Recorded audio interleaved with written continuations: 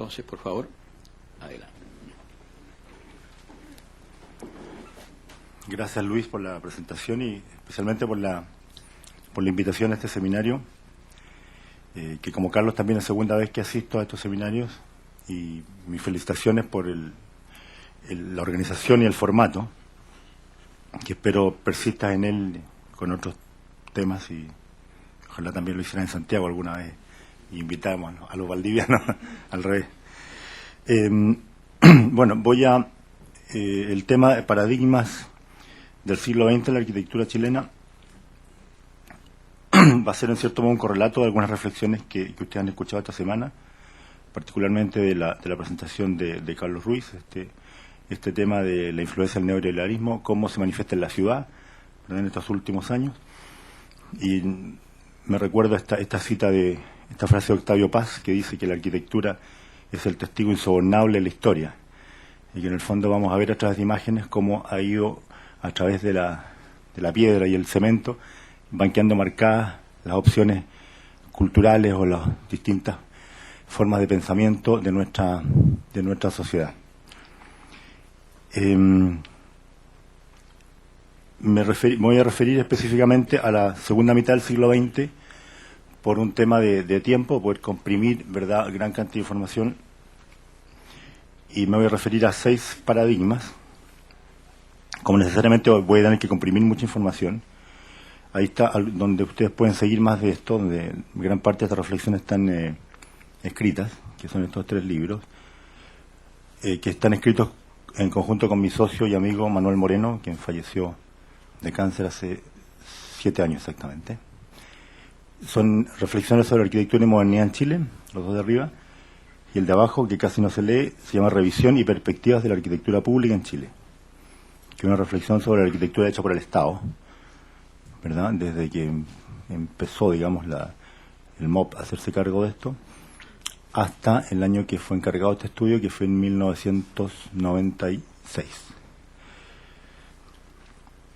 Este está inédito, un documento interno del Ministerio de las Públicas, pero los demás son libros que se pueden conseguir. Estos son los 6 paradigmas a los cuales voy a referirme brevemente, y después voy a ilustrar a través de fotografías y de algunos temas lo que ha sido estos cambios de paradigma en la segunda mitad del siglo XX. El primero, del estado de bienestar al estado subsidiario, que entronca muy bien con la ponencia de Carlos Ruiz. El cambio de paradigma cultural europeo como modelo cultural, y que por supuesto tiene patrones estéticos muy precisos, al auge del modelo norteamericano, que todavía sigue pautando nuestras conductas y los gustos imperantes. Tercero, los cambios en el paradigma de la enseñanza universitaria. Cuarto, de la planificación al diseño urbano, el tema de la ciudad. El quinto también, que el cambio de modelo de ciudad compacta o de tejido cerrado al de tejido abierto como modelo y la ciudad jardín. Y finalmente, también el concepto en el manejo del espacio público, ¿no? En el primer tema,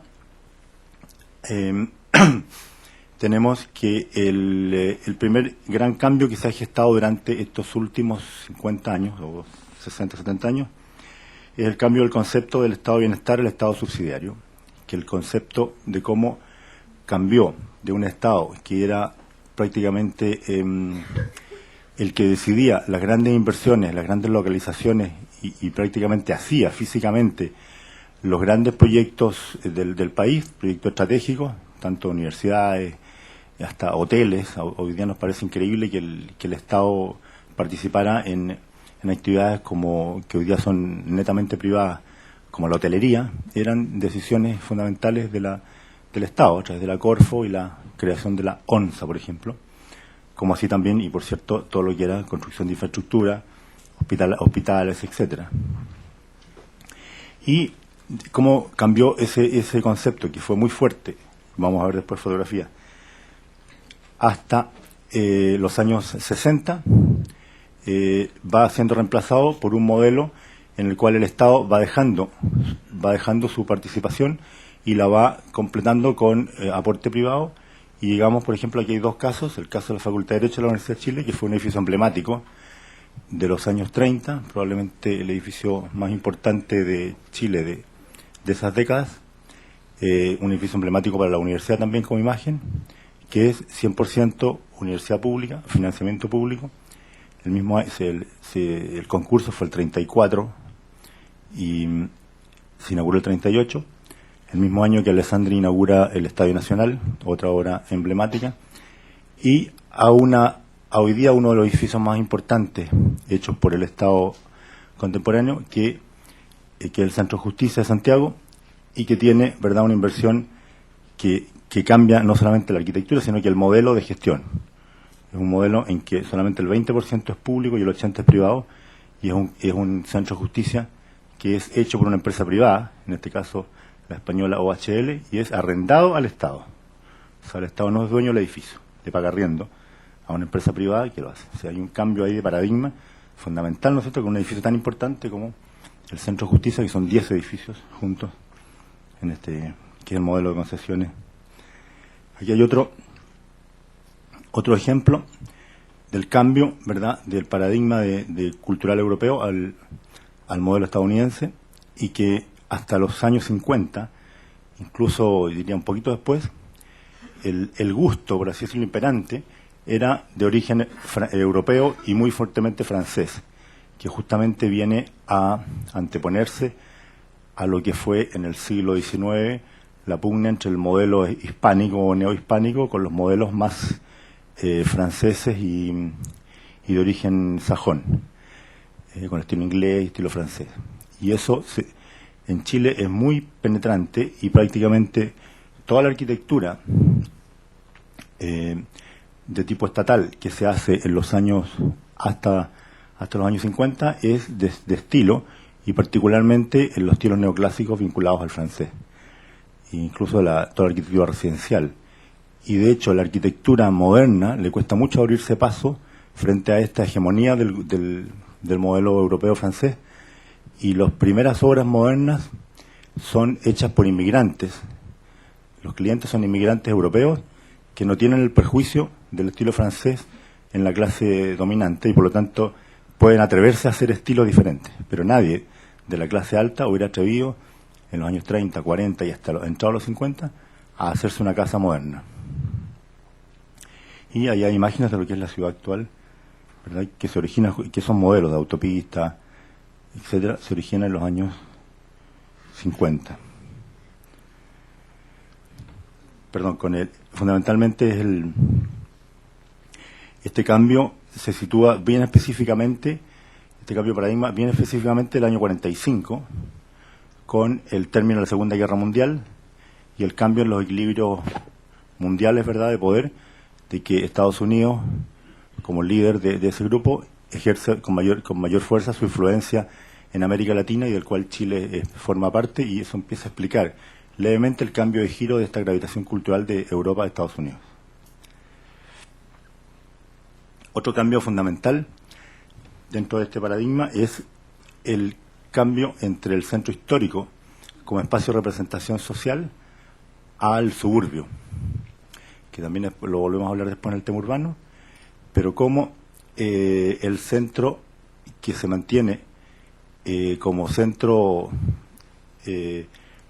como referente cultural y social hasta los años 50, empieza a perder hegemonía y empieza a perder valor de ahí en adelante, con el cambio, con la huida de su corazón de ciertas instituciones y de ciertas actividades, pérdida de imagen, etcétera, y su huida hacia el sector oriente de la ciudad. Estos casos, estas fotografías son bien emblemáticas, porque tenemos aquí el caso del Club de la Unión, que es un club de la alta sociedad ubicado en Alameda, esquina Bandera. La otra calle es las pequeñas calles La Bolsa y Nueva York, ¿verdad? Y que es de más o menos del centenario, más o menos de 1910, de Alberto Cruz Montt y Ricardo Larraín Bravo, estilo francés, y que hace pocos años inaugura una nueva sede en el edificio del Golf, un edificio de Borges García Huidobro, en Apoquindo, esquina El Golf, justamente. Y cómo cambia una institución que era característica del centro, hoy día tiene una sucursal en Las Condes, ¿no? Como que es muy sintomático este cambio y este tránsito, digamos, hacia el sector oriente.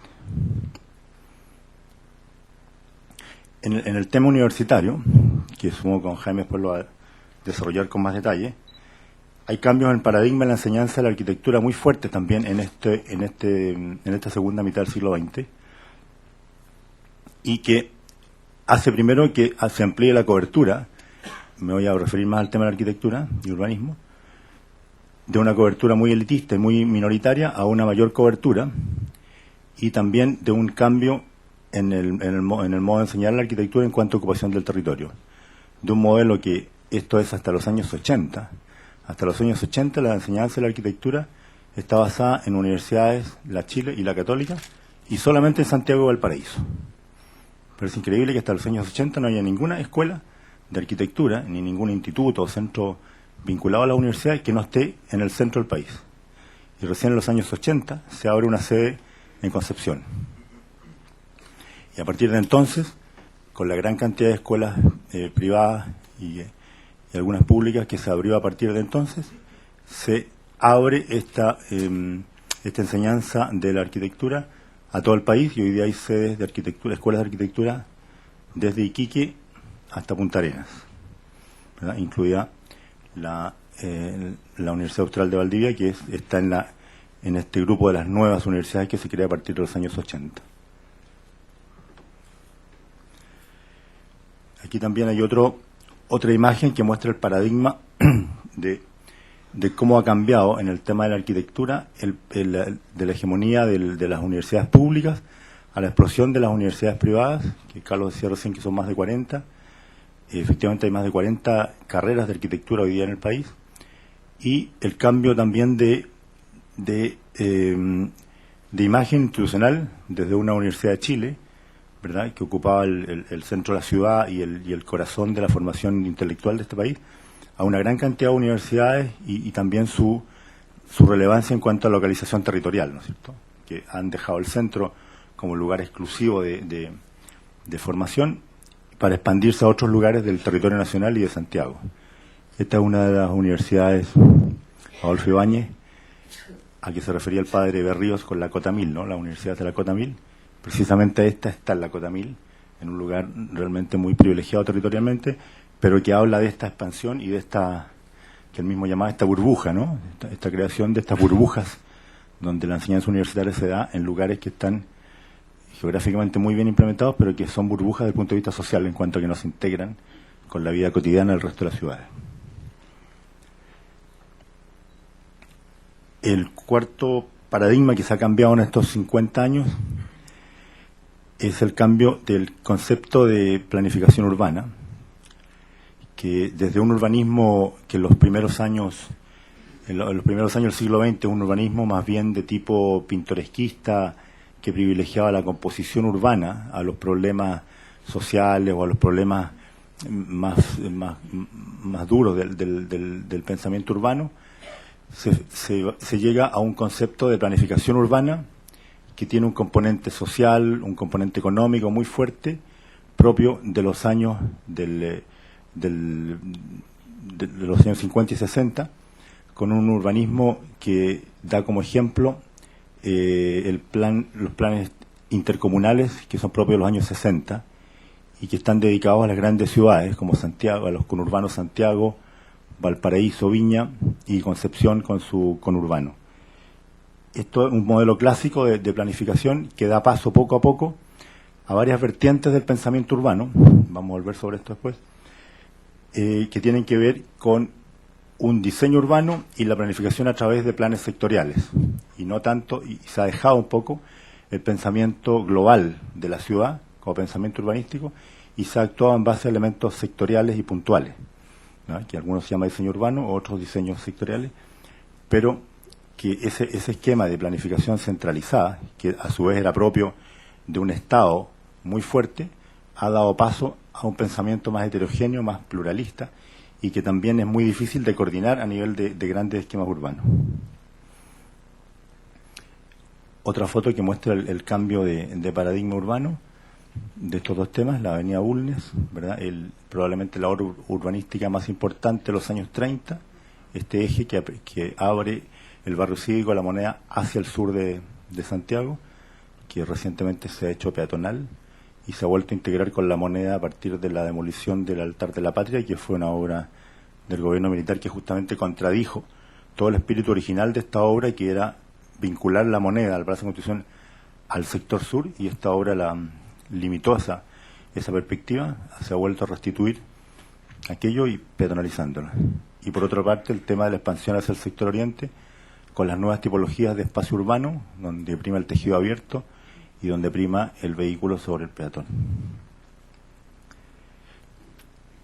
Dentro de este tema también está el tema del diseño vial urbano, que estuvo en función de una estructura vial a escala primordialmente peatonal y vinculado al tejido urbano, a un modelo en el cual hay una estructura vial que hoy día se impone a la ciudad y que ha estado manejado más que por urbanistas o más que por las fuerzas locales, ha estado manejado por la especialidad de la ingeniería de tránsito, que es una ingeniería mucho más distante de los problemas de la ciudad y entiende la ciudad más bien como un sistema de flujos, más que como un sistema de actividades.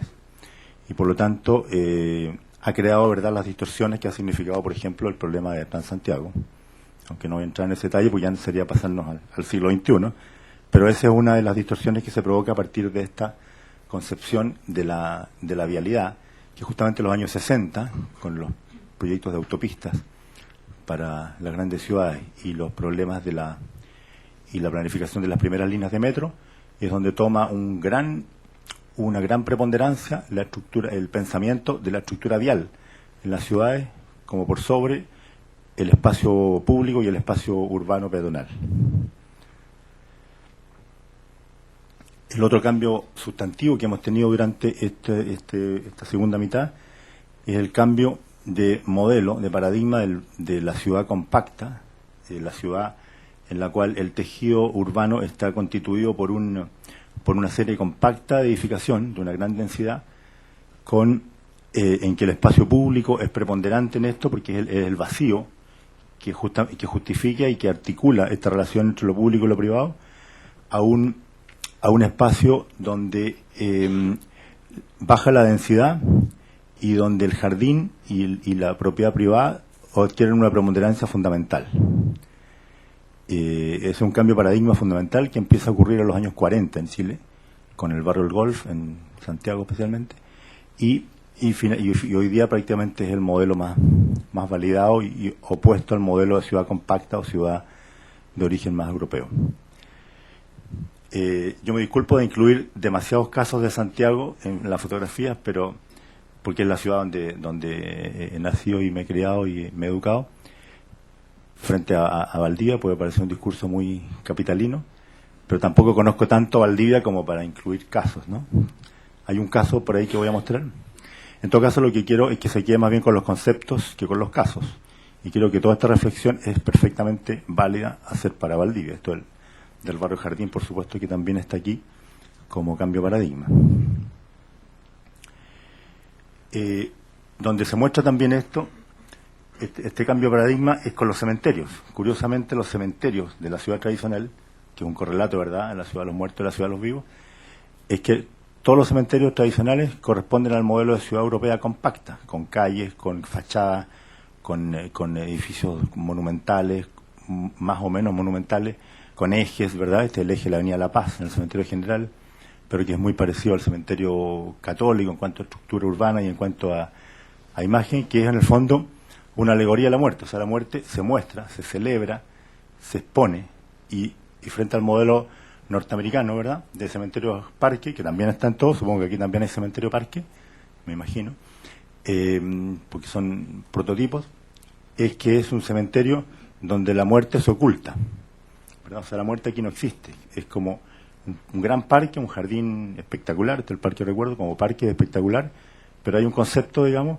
de que la muerte no se muestra en ese dramatismo que tienen, hay una cosa como homogénea, ¿verdad?, que es muy difícil, ahí está lleno de lápidas, ¿no?, pero no se ven, porque lo que prima es el concepto de parque, que está muy asociado a muchos otros efectos de la cultura norteamericana en el espacio de la arquitectura. El muro cortina, que también debe tapar la estructura, mostrar una fachada que no tiene que ver con lo que pasa adentro, se autonomiza.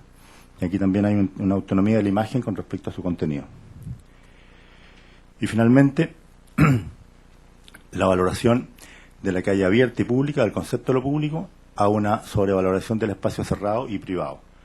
Ese quizá uno de los paradigmas más fuertes, que también ustedes lo están viviendo, en el cual se cambia el concepto de lo público hacia un concepto de privado, donde hay, ¿verdad?, una prevalencia de por temas que no siempre son reales, como el tema de la seguridad, ¿verdad?, pero que son temas que se van instalando en la memoria colectiva y finalmente se van imponiendo como modelos culturales, que es, por ejemplo, la situación de encuentro social, de compra, de revitalización, en el sistema de comercio cerrado, y que hoy día lleva como la tercera generación de centros comerciales.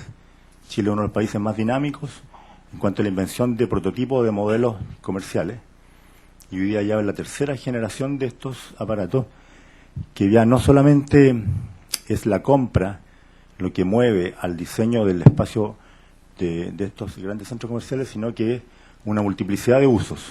Ya no es solamente la compra. Hay malls que tienen sucursales de teatro, museos, Museo de Bellas Artes tiene sucursales en uno de ellos, capillas tienen, hoteles, centros médicos. O sea, ya no es solamente la compra, sino que es una cantidad de otros elementos que concurren a esto.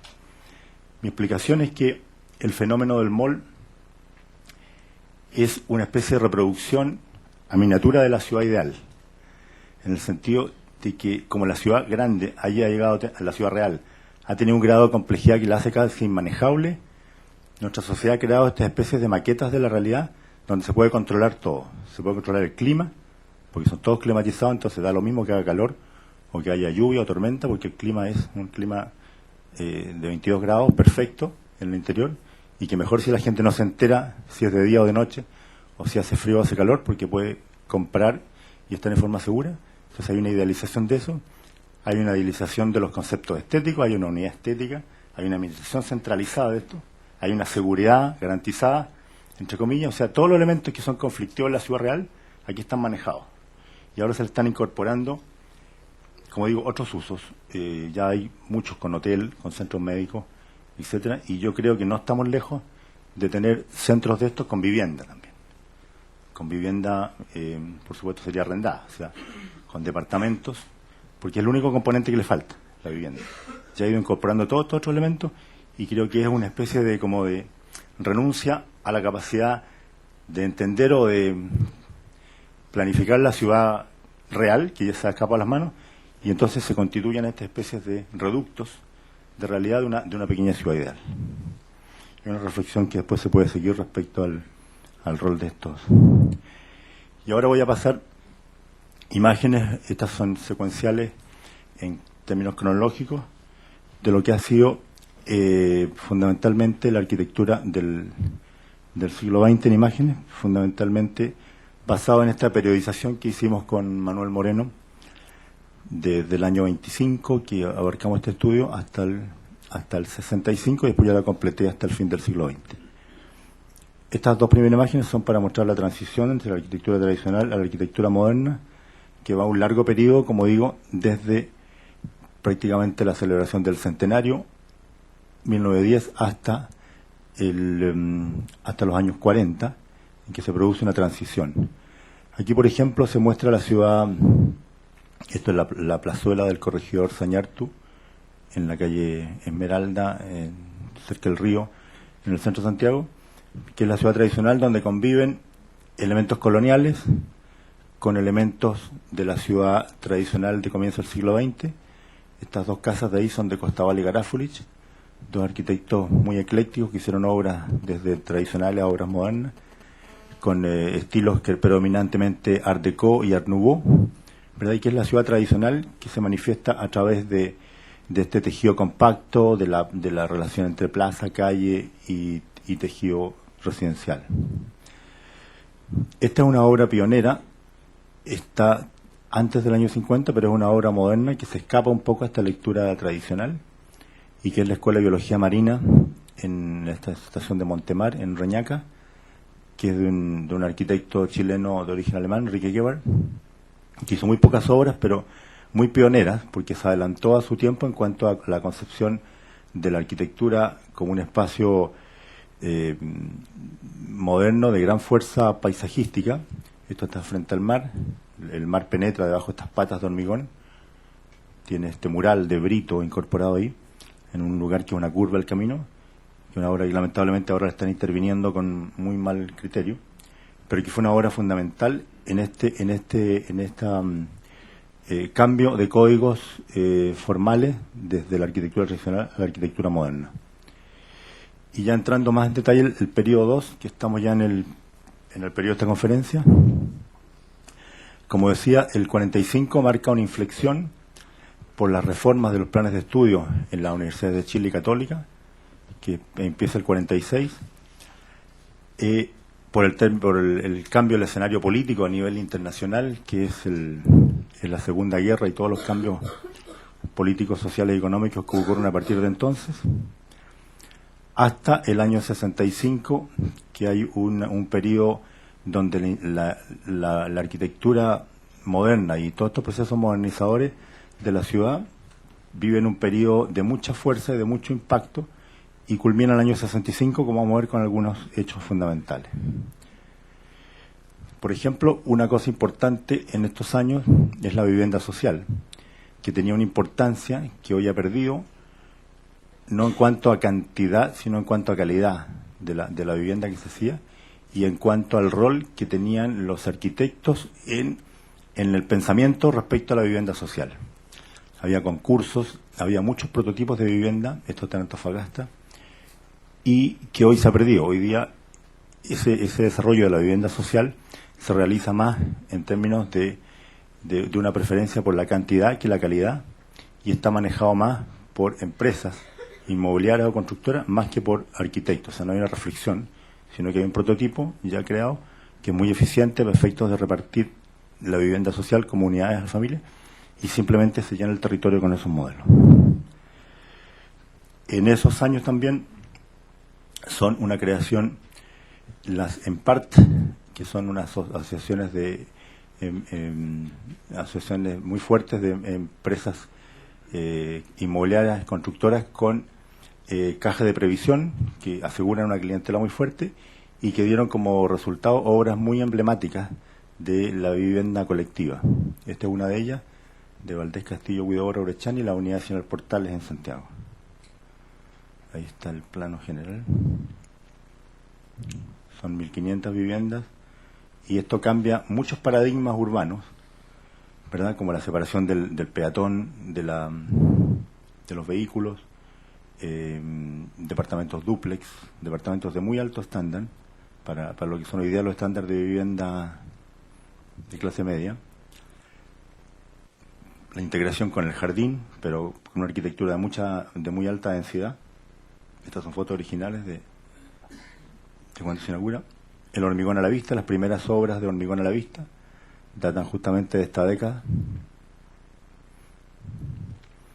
Hay imágenes. La utopía probablemente es la década donde se concentra mayor cantidad de utopías urbanas, que hoy se han perdido en un mar de pragmatismo, ¿no? Pero este edificio, por ejemplo, consideraba que el auto podía llegar a tercer piso. Y estas rampas que ustedes ven son para que suba el auto a nivel de tercer piso. Se suponía que el auto podía penetrar un edificio y formar una calle a tercer nivel. Bueno, el plan regulador de Concepción también consideraba galerías comerciales a segundo piso y toda una conexión a nivel de segundos pisos, que hay algunos puentes semi-hechos en Concepción que se puede ver, así como una ciudad elevada. Y esto lo pueden ver, esto no llegó a funcionar, porque obviamente meter autos a nivel de tercer piso era muy complejo por el tema de la seguridad a los niños y eso, pero el edificio está hecho y representó ese intento por meter el automóvil adentro de un edificio. Este edificio está entero surcado por circulaciones a segundo nivel que pasan por arriba de los techos de las casas, que hoy día son ciclovías o lugares de juegos de niños. Otros conjuntos también de la época, la remodelación República, cerca de la Escuela de Ingeniería de la Universidad de Chile. Son edificios prototípicos que realmente constituyeron una base experimental en cuanto a la vivienda colectiva, que hoy se echa de menos y que incluye muchas tipologías de estas, que están basadas en principios de Le Corbusier, particularmente para los arquitectos, en el bloque de Marsella, de Le Corbusier, ¿verdad?, con pasillos cada 3 pisos, etcétera. Y llegamos a uno de los íconos de los años 60 que cambia definitivamente muchas cosas en la concepción arquitectónica de Chile, y que nosotros de hecho lo ponemos como fin de un periodo en el estudio que hicimos con Manuel Moreno, y que es el edificio de la CEPAL en Vitacura, ganado por concurso internacional por Emilio Duarte el año 60, y que representa una inflexión porque es el primer concurso público de edificios en Chile donde todos los proyectos que se presentan son de arquitectura moderna. Hasta el concurso anterior, que creo que fue el de la Facultad de Medicina de Chile, todavía había propuestas de tipo clásico, de estilo. Este es el primer concurso en que todos los proyectos, los que ganaron, los que perdieron, eran todos de arquitectura moderna y muy jugada en términos conceptuales y en términos formales. Este es el que ganó, que es una reinterpretación de la Casa Patio, ¿verdad?, con el edificio de la sede de las Naciones Unidas en Vitacura, un espejo de agua, el caracol de conferencias. No voy a entrar a detalle, pero son edificios también muy jugados tecnológicamente. Por ejemplo, este edificio es de hormigón prefabricado, y todo lo que ustedes ven, no sé si puedo indicar con el mouse, ¿no? Ahí está. Esto que ustedes ven, estas columnas de hormigón, el edificio está colgado por estas grandes vigas. Estos son tensores de acero metidos en cartelas de aluminio, de manera que el edificio está completamente flotando sobre el espacio, de modo tal que el paisaje agreste del río Mapocho, que en ese momento, en esa parte no estaba canalizado, no estaba el parque Bicentenario, que ahora, que se llamaba Parque Las Américas en su momento, se metía por debajo de estas patas del edificio y penetraba por dentro, ¿verdad? Y esa tecnología, que es muy sofisticada hasta el día de hoy, hacer un edificio colgado, hoy día llama la atención. Ahí está el edificio, el espacio interior de los comedores, la teja de acceso. A ver si puedo mostrar. Ahí está. Este acceso también es una especie de mural de hormigón a la vista, que está hecho con la impresión de las manos en el hormigón fresco de todos los obreros que hicieron el edificio. Ahí se ve los hormigones con elementos asísmicos, o estos elementos articulados. Ahí se ven los tensores en que el edificio cuelga.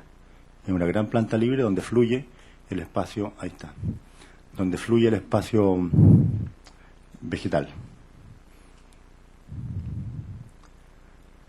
Ahí está el caracol, con toda una descripción de la historia de urbanización de América Latina a través de unas inscripciones en el hormigón. Tiene esta sala de conferencias, que también tiene un sistema de iluminación y acústico que hasta el día de hoy es un referente técnico. Estos elementos son móviles. Ay, me cuesta manejar. Perdón. Los elementos verticales de madera son móviles, de manera tal que se pueden adaptar las condiciones acústicas al tipo de evento que se realiza. Otro edificio fundamental en esta época es la iglesia de los benedictinos, hecha por 2 curas arquitectos, ¿verdad?, que también representa absolutamente un cambio en el paradigma de iglesias en Chile. Una iglesia que es un cubo, 2 cubos, un cubo de los fieles y un cubo de los monjes, con un trabajo de la luz y una desmaterialización del hormigón que realmente nunca se había visto. Esta obra está declarada monumento nacional, es el único edificio monumento nacional moderno. Este es el edificio La Patria en Concepción, un nuevo experimento de vivienda colectiva. Algunos edificios, para que no me acusen de tan centralista, fuera de Santiago. Este es en Concepción también, la Casa del Arte, de Cáceres, Alejandro Rodríguez y Javier Gutiérrez, del 65, que es fundamental e importante como pinacoteca también, pero que es un edificio muy importante como arquitectura, como obra de reciclaje, hecha dentro del campus de la Universidad de Concepción, y con un mural de González Camarena, mexicano. Y aquí está el caso de Valdivia, la Municipalidad de Valdivia, que también fue un edificio importante, arquitectura pública, de uso público, hecho por una arquitecta, Ángela Schweitzer, valdiviana, que fue un concurso que ganó el 60 y que desarrolló este edificio que también rompe muchos paradigmas en cuanto a la formalidad, al tipo de arquitectura pública y a una municipalidad de esta magnitud y de esta morfología fuera que no estuviera en Santiago. Los techos son de cobre, como ustedes saben. Y el tercer periodo, este periodo que llamamos madurez y crisis de paradigma, donde está la remodelación San Borja como uno de los íconos de esta remodelación en base a elementos ajenos al tejido tradicional, que es la torre, o sea, la inclusión de la torre como el elemento de tejido abierto y singular en un tejido tradicional. La invención del bloque de 1020 de la Corby, ¿verdad?, que se tipificó y se hizo igual en todo Chile, de Arica a Punta Arenas. Otro elemento que comienza a surgir en estos años también es el tema del paisajismo como un elemento ecológico, no se usaba ese término en esa época, que son las piscinas del Cerro San Cristóbal de Carlos Marner, también con un mural de un mexicano, Gorman, al fondo. Finalmente, en este periodo es importante la sede de la UNCTAD 3, que fue el edificio más importante del gobierno de Allende, también un edificio de carácter público, con un fuerte componente de imagen institucional y de imagen de mostrar al mundo de que Chile podía ser capaz de hacer un edificio moderno en un tiempo récord, o sea, un edificio que se hizo en pocos meses, no recuerdo si 6 o 9 meses, que incluso hoy con la tecnología actual sería una hazaña construirlo en tan poco plazo, que hoy día está siendo remodelado para el Centro Cultural Gabriela Mistral. Los edificios de vivienda colectiva clase media, que se hicieron por todo Chile, esto está en Antofagasta. En el cuarto periodo, la modernidad, en la posmodernidad, donde ya estamos ya estamos en gobierno militar, ¿verdad? El periodo de la posmodernidad fue importante como sacudirse de una serie de distorsiones que se había provocado con la arquitectura moderna y con los códigos de la arquitectura moderna, y se trata en algunos casos de recentrar un pensamiento más crítico respecto a la ciudad. Ahí sobresale un fenómeno de Chiloé, que es todo el grupo de Barroja, Renato Vivaldi, con repensar la arquitectura regional en base a la reivindicación de ciertas tipologías tradicionales, ¿verdad? El palafito, la casa de teja, la casa tradicional, etcétera, y que formó todo un movimiento que tuvo mucha importancia casi como factor de resistencia cultural en los años 80. El posmodernismo de centros comerciales, que anuncia también el comienzo de un nuevo modelo económico en los años 80. El Congreso Nacional como otro elemento de una arquitectura posmoderna instalada en un contexto que no reconoce la textura y la granulometría de Valparaíso, que se instala ahí como un artefacto nuevo, raro, que no se termina nunca de integrar con Valparaíso, pero que fue probablemente el edificio público más importante de esos años. Después, dentro de estos edificios que llamamos de resistencia cultural, está toda la obra de Fernando Castillo Velasco, con condominios de clase media, y que es de vivienda social, financiado en parte por la Comunidad de Andalucía, que es la primera vez que se hacía un conjunto de vivienda social en Chile, donde se sacaba a la gente de los conventillos que vivía ahí, se sacaba transitoriamente, pero se volvía a poner luego en el mismo conjunto, de manera que no perdieran sus redes sociales. Generalmente cuando se hace una remodelación en lugares céntricos, la gente que vive actualmente ahí sale, despedida a la periferia porque ya no pueden pagar el sobreprecio de la nueva obra. Es un fenómeno que no se ha resuelto. Bueno, y termino con esta parte que es los nuevos paradigmas, que es arquitectura ya de jóvenes arquitectos, del paradigma del pabellón de Chile en la Expo Sevilla, el 92, ¿verdad? La madera, un edificio prefabricado que se exporta, etcétera. Las casas, Matías Klotz, joven arquitecto, en ese momento tenía menos de 30 años, rompe también el paradigma de la casa tradicional de Chiloé, que había sido como reivindicado en la década anterior por Eduardo Rojas, y la rompe con una casa cúbica, techo plano, recorrible, madera, perdón, ¿qué significa? Esta está en Ancud, y con una tipología de muchas casas de esta que han consolidado un rol muy importante en la articulación de la arquitectura de estas últimas décadas de este arquitecto. Esto de Felipe Asadi, otra de Felipe Asadi, un local de ventas por internet en el Parque Arauco, con una nueva iconografía. La nueva iconografía de estos jóvenes arquitectos de casas muy puras, muy planas, muy abstractas, un colegio, el Colegio Altamira, en Peñalolén, Santiago. Ahí está. Voy a pasar un poco más rápido estas últimas. Aquí hay otra obra, Matías, que también rompe paradigmas. Rompe el paradigma, por ejemplo, de que una obra para el ejército, este es un centro de refugio para el ejército, tiene que ser una obra sólida, de piedra, como toda la imagen de solidez que ha representado el ejército desde la arquitectura de la escuela militar en adelante. Bueno, aquí es un edificio ligero, liviano, de patas metálicas. Y segundo, otro paradigma que rompe, que es que un edificio en la nieve tiene que ser de techo inclinado, para que escurra la nieve. Aquí es plano. Entonces son rupturas muy, muy fuertes. Otras casas de Matías en la playa. Universidad de Portales, de la cual es decano. Esta es una casa de Matías en Buenos Aires, una casa muy jugada en términos estructurales. Es una casa, ahí está el corte, que actúa como una balanza, tiene un peso hacia un lado, un peso hacia el otro, o sea, un sector de la casa equilibra al otro. Es muy jugada. Casas en otros lugares, en Marbella, y está en Buenos Aires también. Matías Klotz es uno de los arquitectos que representa otro paradigma de la modernidad y que es un ícono, especialmente entre los jóvenes. Él tiene 40 y algo de años. Es el arquitecto más publicado en el extranjero y es el arquitecto más globalizado que nunca había en la historia de Chile. Matías tiene en este momento obras en Sudamérica, varias construidas. Tiene una obra que está haciendo en Guadalajara, México, un edificio para unas Olimpiadas. Tiene dos edificios construidos en España, tiene en el Líbano y dos obras en construcción en China. Y una cosa, realmente un fenómeno completamente nuevo, que verdad que a los más jóvenes les va a tocar quizá vivirlo con más naturalidad que a nosotros, pero es realmente un fenómeno importante, que Chile, que ha sido siempre un país muy alejado de la producción de los grandes centros, hay un arquitecto que tenga esa cobertura en cuanto a obra construida, no solamente proyectos teóricos. Otras obras en Concepción, la Casa Poli, de Mauricio Peso, un joven arquitecto de Concepción, y Sofía von Enrichhausen, Argentina. Colegios en Santiago. Otros jóvenes arquitectos en San Bernardo de esta obra. Casas de Sebastián Irarrázaval.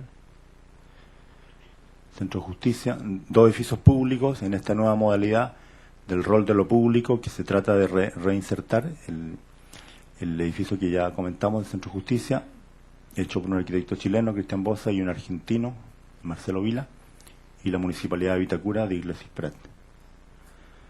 Nuevos iconos de edificios públicos también, el edificio Cristian Undurraga para la Municipalidad de Las Condes, el nuevo Centro Cultural del Palacio de la Moneda, también de Undurraga, que también es una innovación en cuanto a modelo de gestión, porque es un edificio en que el suelo es público, pero la gestión es privada. Hay una concesionaria que arrienda el estacionamiento y el centro cultural. El edificio para Televisión Nacional de Chile, también hecho por concurso, un arquitecto chileno, Víctor Gámez, y arquitectos argentinos, Solsona. Y la nueva iconografía del poder, ¿verdad?, que cambió el eje de lo público a lo privado. Hoy día los iconos de la ciudad son privados, es cristal, ya no es piedra, es muro cortina, es aluminio. Ahí están los nuevos edificios. Y el nuevo referente de estos edificios es Borja García Huidobro. Así como fue Juan Martínez en los 30, hoy día ese rol lo ocupa Borja García Huidobro. Ese manantial. La Universidad Adolfo Ibáñez de José Cruz y Purcell, que ya comentamos. Los patios de la Universidad Adolfo Ibáñez con una propuesta de jardinería, de paisajismo de Teodoro Fernández, que es muy atractiva, utilizando los elementos naturales de la precordillera, el espino, en fin, la flora local. Este es un edificio que hicimos para la Universidad Central, con Jorge Marcino. Ahí está. También en Arica, un edificio que tiene cobre, que incorpora elemento del cobre en esa fachada, una malla de cobre, la biblioteca de la Universidad de Tarapacá. Otro referente que no quiero dejar de mencionar, aquí hay varios hijos de la Católica Valparaíso, es que en esta segunda mitad del siglo XX también hay un elemento, un paradigma que sobresale, que se rompe, que es la enseñanza universitaria, y que es el experimento de la Universidad Católica Valparaíso, que el año 52 refunda la Escuela de Arquitectura, ¿verdad? Un grupo que viene de Santiago, el grupo de Alberto Cruz, y refundan la arquitectura sobre la base de la unión entre arquitectura y poesía, y que además es la unión entre un arquitecto y un poeta, el arquitecto chileno Alberto Cruz y el poeta argentino Godofredo Yomi. Refundan una escuela sobre esto y formulan una serie de propuestas. Esto es una de las obras, que es en Ciudad Abierta, donde formulan toda una concepción nueva de la arquitectura en base a elementos existentes, en base a una estética de la precariedad y una estética de la pobreza de materiales. Ahí está el taller de construcción, la casa de Manuel Casanueva. Ahí una de las primeras casas, con maderas tipo de cholguán tenso, y que es un experimento que sigue hasta hoy y que sigue siendo uno de los prototipos de enseñanza universitaria más identificables dentro de Chile. Chile ha dado muy pocos prototipos de enseñanza de la arquitectura: la Universidad de Chile, la Universidad Católica y la Católica Valparaíso. Y yo creo que todos los demás modelos que hay hoy día, las 40 escuelas, son alguna mezcla de esos tres prototipos. La Escuela de Arquitectura de la Portales, y finalmente el tema de arquitectura integral paisaje, con el tema ambiental, que es un tema que seguramente es un tema nuevo, que está apareciendo en los últimos años, que es la incorporación de elementos de carácter energético o de sustentabilidad ambiental, ¿verdad? En estas obras de Germán del Sol, en el norte, la anterior de Enrique Brown, estas que están aquí cerca, en Villarrica, las termas geométricas con techos verdes, la incorporación del agua en la falda del volcán Villarrica. También obra de Germán y Pepe Cruz, el Hotel Explora, con un elemento de la incorporación del paisaje, el referente paisaje, integración paisaje con arquitectura, que es un elemento constante en la arquitectura chilena. Y finalmente dos, para no quedarnos con una imagen solamente tan idílica como las Torres del Paine, dos elementos que yo creo que no se han tocado. Así como hay muchos paradigmas que están cambiando, hay dos elementos que creo que no están tocados y que creo que hay que cambiar en las próximas décadas definitivamente. Uno es los sistemas de gobierno urbano. No puede ser que sigamos las ciudades como Santiago, Concepción, Valparaíso, que son conurbanos muy fuertes, sigan manejados como sumatorias de comunas y no tengamos un pensamiento urbano al respecto. Y que Santiago tiene 34 comunas que se manejan independientemente y no tiene gobierno metropolitano. Yo sé que es un problema muy político, muy duro de cambiar, pero es un problema que hay que cambiar definitivamente como paradigma para que no ocurran problemas como lo de Transantiago por la falta de un gobierno metropolitano. Y lo otro que falta por cambiar es el tema de la visión de la vivienda social, que sigue siendo, a pesar de los cambios políticos, de todos los cambios de paradigma que han habido, la vivienda social sigue siendo manejada como un espacio de exclusión social. No está integrada al territorio, no está trabajada como un concepto cuantitativo y no cualitativo, y esa es una asignatura pendiente que tenemos como cambio de paradigma para el siglo XXI. Eso es todo. Muchas gracias.